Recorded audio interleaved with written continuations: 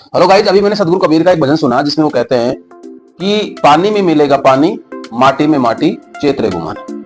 तो सवाल यह है कि क्या ईश्वर है? तो मेरा मानना है कि फिलोसफी और साइंस दोनों ईश्वर को मानती है, दोनों का बताने का तरीका अलग अलग। जैसे अल्बर्ट आइंस्टीन ने E=mc² सिद्धांत दिया और इस सिद्धांत के अनुसार कहा जाता है कि जो मास और एनर्जी एक ही सिक्के के दो पहलू है, यानी कि जो वस्तुएं हमें दिखती है वो वस्तुएं एनर्जी के रूप में विद्यमान है।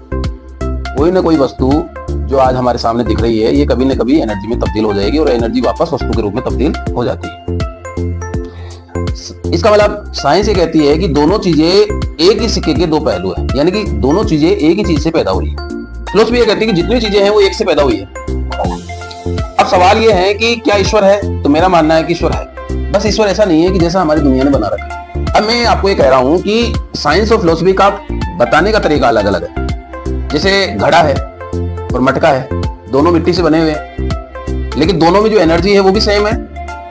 मटका और मिट्टी दोनों अलग अलग दिख रहे हैं, लेकिन दोनों का स्रोत एक। अगर ये सिद्धांत हम पूरे ब्रह्मांड में देखें तो हम कह सकते हैं कि फिलोसफी कहेगी कि ब्रह्मांड एक से पैदा हुआ है और साइंस ये कहती है कि ये ब्रह्मांड एनर्जी से पैदा हुआ है, यानी कि जो मास है जो हमें दिख रहा है पूरा ब्रह्मांड ये एनर्जी से पैदा हुआ है। और एक दिन क्या होगा, ये मास वापस एनर्जी में तब्दील हो जाएगा, फिर एनर्जी मास में तब्दील होगी, फिर मास एनर्जी में तब्दील होगा, यानी कि अंतः अस्थि प्रारंभ, ये चलता रहेगा। और फिलोसफी भी ये कहती है, लेकिन फिलोसफी की जो खोज है, दर्शन की जो खोज है वो थोड़ी ऊपरी लेवल की है। फिलोसफी ये कहती है कि ब्रह्मांड निश्चित रूप से ईश्वर से पैदा हुआ, लेकिन ईश्वर इस ब्रह्मांड को पैदा करने के बाद भी इससे अलग है। जैसे समझना, कबीर सिद्धांत में एक प्रसिद्ध बात है, जीव बिना पीव नहीं रमता, बेकार दे विचारा, पांच तत्व जड़ चेतन का कोई नहीं करता रहा, साधो भाई पार ब्रह्म से न्यारा।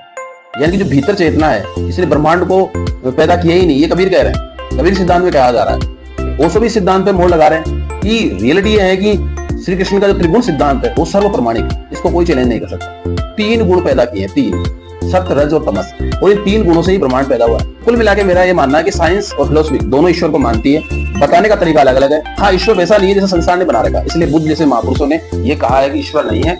निश्चित रूप से ईश्वर से सब पैदा हुआ है, परमात्मा सब पैदा हुए हैं, लेकिन समाज ने जो व्याख्या परमात्मा के रूप में, ईश्वर के रूप में कर रखी है वो वैसा नहीं है।